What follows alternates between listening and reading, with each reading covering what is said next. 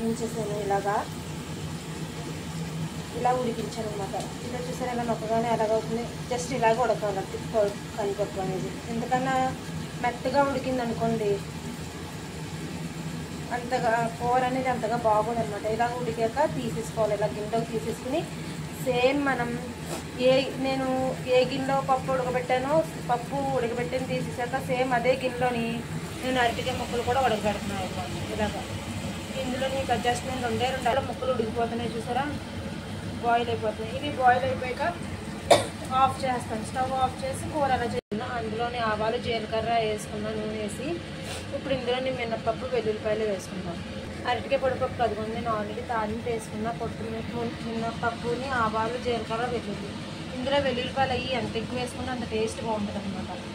నేను ఈ సైజు వెల్లుల్లిపాయలు 4 వేసాను. ఈ 2 కూడా వేసేస్తాను నేను వెల్లుల్లిపాయలు. ఇదిగోండి వెల్లుల్లిపాయలు 2 కూడా వేసేసుకుని ఇందులోకి వెల్లుల్లిపాయలు అవి ఎంత బాగుంటాయి అంటే అంత బాగుంటాయి. బాగా వేయించుకోవాలి, వేపు అనేది బాగా వేయించుకోవాలి.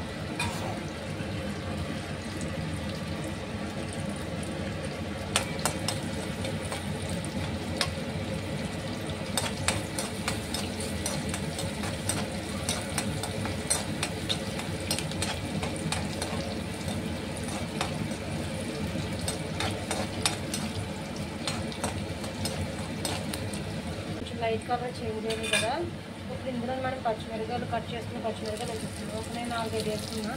ఇందులో మీరు లేత పచ్చిమిరకాయలు అన్నవి వేసుకున్నారు అనుకోండి ఇంకా బాగుంటాయి అన్నమాట. ఇంకా అలా కాకపోతే కూరతో పాటు పచ్చిమిరకాయలు కూడా తినేసి అంత బాగుంటాయి. కారం లేకుండా ఉంటాయి కాబట్టి అరటికాయ పొడిపప్పు అనేది కమ్మగా ఉంటుంది కాబట్టి తినేసి అన్నమాట. ఇప్పుడు ఇలా వేగగా నేను తాలింపు వేగిపోతుంది, ఇలాగైపోతుంది. ఇప్పుడు నేను కరివేపాకుని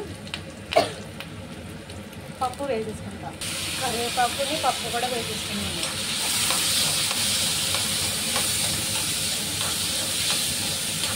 నాకు ఇక్కడ ఢిల్లీలోని కరివేపాకు దొరకడం నాకు చాలా కష్టం.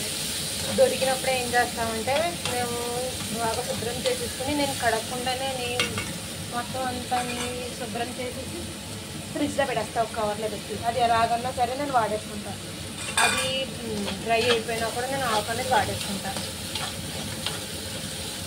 ఇప్పుడు నేను ఇందులోని కొంచెం ఒక 1/2 స్పూన్ వేసుకుంటాను అన్నమాట. ఇలాగా ఇంత వేసుకుంటున్నాను. ఇందులో ఇంకా కొంచెం తగ్గించేస్తాను. ఇంత వేసుకుంటే సరిపోతుంది. ఇప్పుడు ఇందాక అలాగోని మనం అరటికాయ ముక్కల్లో వేసుకున్నాం కదా, ఇది ఒక్కసారి వేగిపోతే కూర అరటికాయ ముక్కలు కూడా వేసేసుకుని ఉడికించిన అరటికాయ ముక్కలు వేసేసుకుని స్టవ్ ఆఫ్ చేసుకోవచ్చు. ఇది వేగుతుంది. ఒక 2 నిమిషాలు ఇంకా పొడి ఆడిపోద్ది కూర. ఇలాగ అయ్యాకని బాగా వేగాకని ఇందులోనే అరటికాయ ముక్కలు వేసేసుకుంటాను. నేను ఇప్పుడు అరటికాయ ముక్కలు కూడా వేసేసుకుంటాను. ఇదిగో అరటికాయ ముక్కలు కూడా నేను వేసేసుకుంటాను.